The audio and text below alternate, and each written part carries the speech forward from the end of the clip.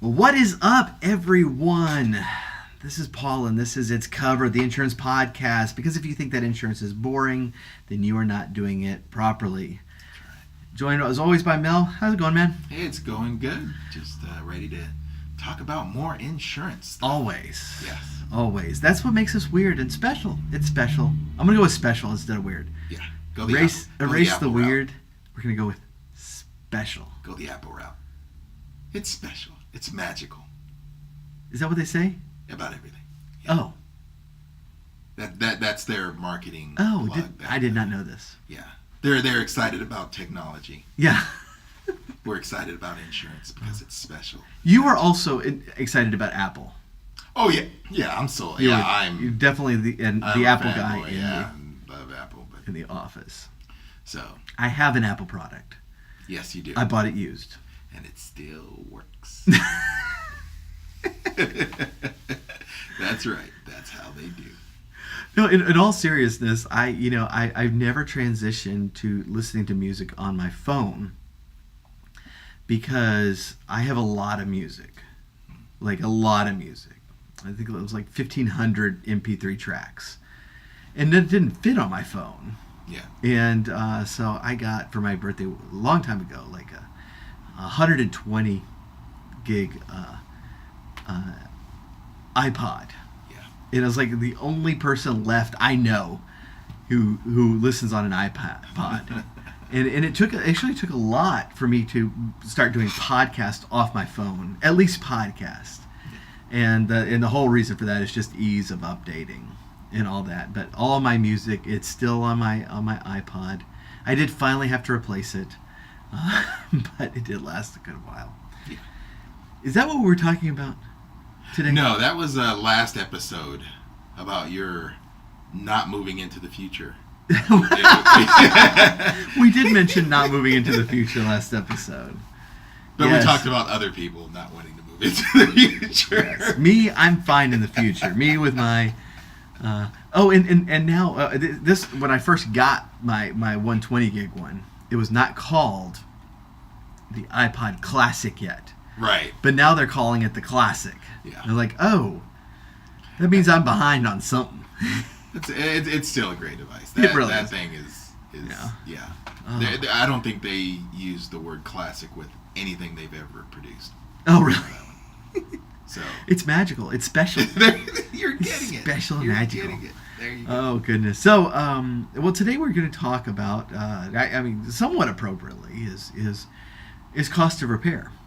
I'm finding a tenuous connection. It's like of me dealing with really old technology that is probably, if I were to insure that my iPod, it would be, I'm stretching, I know. As I keep talking, trying to explain this transition, I should just say I'm bad at the segue. And Yeah. just go. But, so let's just ignore everything I just said. Just move along. Just move along. Oh, so what brought this up was a good customer of ours, a very nice customer, upgraded her car, and I forgot what car. I'm looking at it in front of me. It was like a Corolla or something that she had, and she's going with the Beamer. She got the BMW. Stepping up. Yes, and wanted to know how that would affect her insurance. And I don't think she was expecting the answer I gave to her. They never do. Right.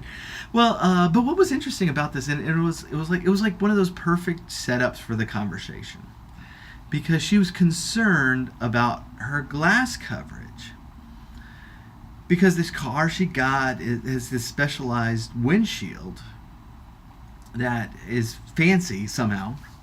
I don't know all the details on how this one is fancy. Beamers, they have some fancy windshields, and they were letting her know that you can't just get like a aftermarket windshield to throw on this thing. You can't get a piece of glass. You've got to get the right windshield, Right. and it runs like $2,000, something like that. Would we cover that? How would it be covered? And that sort of thing. So I was explaining her comprehensive other than collision deductible, how that all fits together and how that works, and she was pleased with that. And then she was shocked at the increase in price. Yeah. But as I say, it's a perfect segue because we have now one piece of this car. One piece of this car. And on the Corolla, replacing a windshield runs about $400. She has a $500 deductible, so she would just pay that out of pocket. And we, as her insurer, would not be involved at all. Same thing happens. Let's just say, giant rock comes through, really just cracks it all the way across. Corolla, insurer not involved. She's paying $500 out of pocket. That's right. Same accident, but now she's in that Beamer. Crack all the way across, replace the windshield. Now we're on the hook as her insurer for $1,500. That's right. And she's on the hook for $500. Right. And this is just one of those perfect illustrations about how in the Beamer, our risk as her insurer has actually gone up. We are carrying significantly more risk Right. now than we were with the Corolla. And that sort of risk just kind of, spreads from bumper to bumper. It's just, in general, considerably more expensive to repair the Beamer than a Toyota. Yeah, and this is something you have to think a little bit more about. If you go somewhere and they tell you something that's shocking, you would want them to explain to you what the difference is or something you didn't see because you're just not getting it. I'm not getting it. Why is it this much? And I wish they would ask that question more instead of just assuming that it's bad, because I know for her the difference is $100. It's like you were saying, her deductible is $500. She would pay $400. Right. Now I have a BMW. All I'm paying is $100 more. Right. In the chance of an accident. In the chance of an accident. There's only $100 difference. Yes. Why is my rate changing double that? Yeah, exactly. She's just think outside the box a little bit, right, Miss Customer. Right. Well, and this, and this is obviously something she hasn't dealt with before. We can't, I'm certainly not going to blame her or anything for, not knowing. Yeah. But where the problem comes in is, she is now factoring a monthly expense into her budget that she did not know about before. Right. And that's oftentimes the added cost when that you're not looking at up front when you're trying to step up. And we were talking about we were actually talking about the other day a study. I think you read it. I can't remember exactly what brought it up, but about all of the lottery winners that go bankrupt. Yeah. And it's like and it's like I don't know what happened, and when you're paying $1 million for $1 million home in cash, you are not thinking about the expenses that go along with that. Right. And that's something you need to think through and you need to budget for, because it's not simply that I don't have a mortgage payment anymore. Right. The electricity bill goes up. Your home insurance goes up dramatically. Yes. Your property taxes go up dramatically. And we were calculating it out, and it's like for certain homes, like if I severely upgraded, even if I paid for the whole thing in cash, between insurance and property taxes, I would still be paying the same amount per month as I am right now with a mortgage. Yeah. But you're not thinking through those things. Yeah. it's especially bad with lottery winners. And if you don't know, you should look up those reports. Just like I can't remember what the percentage was. The vast majority of them go bankrupt. Yeah.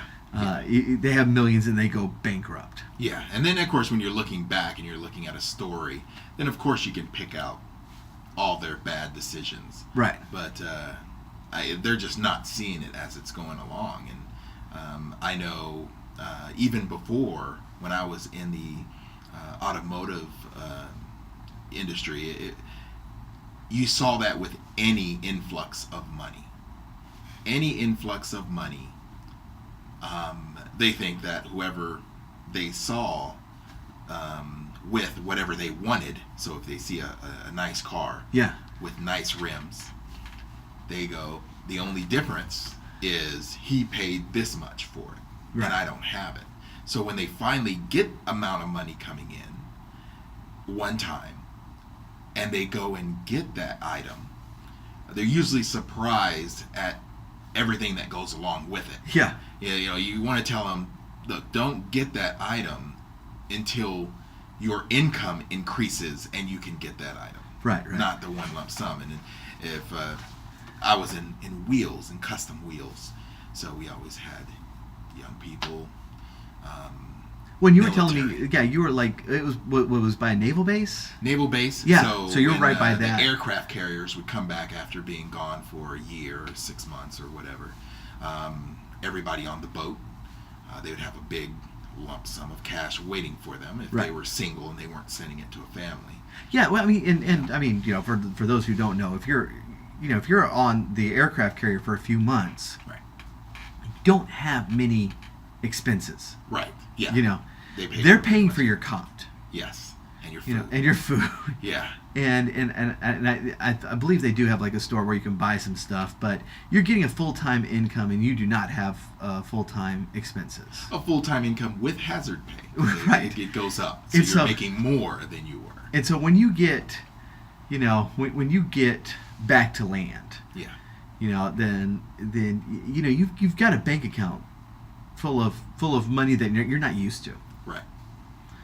That's when they showed up, and I remember you telling me a story they show up and they need it now. They need it now. They just purchased a new vehicle. They want it looking like somebody they saw on television. And these rims, how much are they?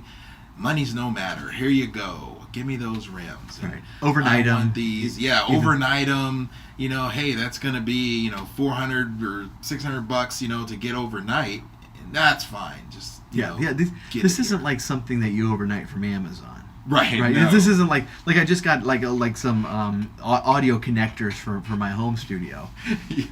Yeah, I overnighted those. It wasn't much. These are 48-pound packages. And there's 4 of them. There's 4 of them, right? So yeah, for sure. It's Yeah, they get them in, and then they put it on their vehicle. It's one of these crazy sizes, 26-inch or something, and they have it on their vehicle, and they're really happy. And they show up about 2 months later. The money they've spent is gone, and they come in. They say, "Hey, I hit a pothole, or something. Now my tire's flat. I need to get another one." Okay, well, it's going to take this long to get one in because we just don't stock that size. Well, then they can't pay for overnight. Yeah, exactly. So now they have no transportation. Yeah, they can't. No transportation. They can't pay for overnight. They don't believe they paid that much the first time for that tire. That doesn't sound like me at all. Yeah. How much is that? Well, why is it so much? I thought it was cheaper. Well, it was about $50 cheaper, but you were buying 4 then. Right. Yeah, exactly. Now you're getting 1, and it's going to cost this much to mount it and balance it, and then the cost of having that is a reality check for them. Yeah. And then bringing that back around to the BMW, the cost of owning a BMW is going to come around when something happens to it. Yeah, exactly. Yeah, and there's actually some good websites that actually track like the annual cost of having certain vehicles. Those are good. that, like, I mean, when it was time for my wife to get a new car, she got a Mazda because she had this old Mazda Protege when they were making Proteges, and she drove the thing forever, and it never had a problem. Yeah. And you look on like these reports, and Mazdas are always super cheap to maintain.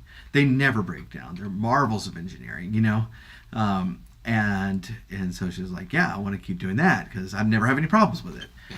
And, it's been a few years. We haven't had any problems with it, But, and that's not, it's certainly not to say, hey, don't get the Beamer.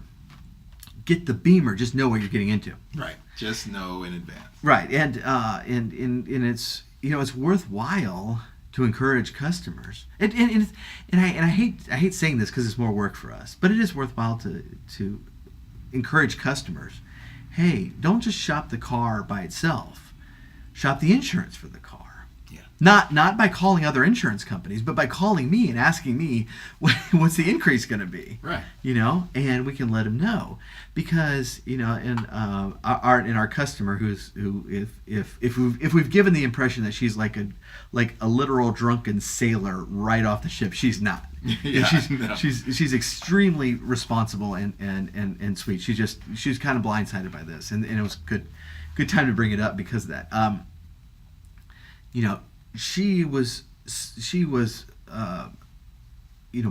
budgeting for a certain monthly expense for this car, not realizing that monthly expense was going to be $50 more per month, and so that's kind of a shock to the budget.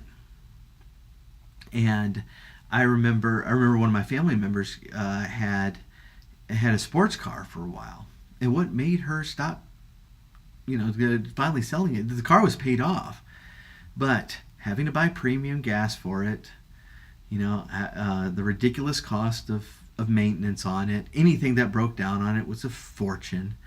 And the insurance was also high. And so, that was finally like, hey, I've paid off this car, but it's still just a ridiculous expense. Yeah. You and that's in a lot of areas too. Yeah. Like you were saying, the performance cars or sports cars, and you get that in the larger off-road vehicles as well. Getting big size tires that go on a lifted truck. I remember when I went back to just getting regular stock, I was so happy with the price. Yeah. And I was like, oh, this is great. How much is it again? How much is it for 4 tires and mounting and balancing and rotating and all that? That's it? Really? Wow, that is great. Right. Because I'm so used to custom things that were just outlandish in the price. Yeah. And you remember that I owned I'm hesitant to say it. I owned an HHR. You know how much I hated that car. Yes. And it was not something I bought intentionally. My car, my previous car, literally, I just drove it into the ground. It was not worth. I mean, it was in bad shape. It was not even worth repairing because it just wasn't worth anything. And at the same time, my grandparents were getting rid of this HHR, and so gave me a deal on it, and I hated it. But one of the first things that happened that made me start hating it was trying to change out the tires. And it had those little low profile tires. I'm not sure the technical term, but you know what I'm talking about, right? Low profile. Yeah, okay. It's like, and they told me the price per tire, and I'm like, what are you, drunk? This is a piece of crap car. Yeah. I want piece of crap tires on it, And they're like, well, no, it's fitted for this particular thing, and they're expensive. Yeah. And not having to buy those stupid tires anymore. It's like, it's one of those unexpected expenses that I went in expecting. It was like, okay, I'm going to pay this much for tires, and it was not. Yeah. But that's the sort of thing that we can help customers keep in mind. Right. As we go, we can, encourage them. Hey, let's price the insurance on this thing and make sure that, okay, your monthly payment is this much. Is your monthly insurance payment going to be also in a range that you're going to be able to afford? Mm-hmm. So, this episode has been brought to you by Mazda. No, it's Yeah, not not Mazda, but and not and not any wheel company either. no wheel company. We're just talking about expenses and insuring those. So I mean, giving your customer the assurance when they're all happy.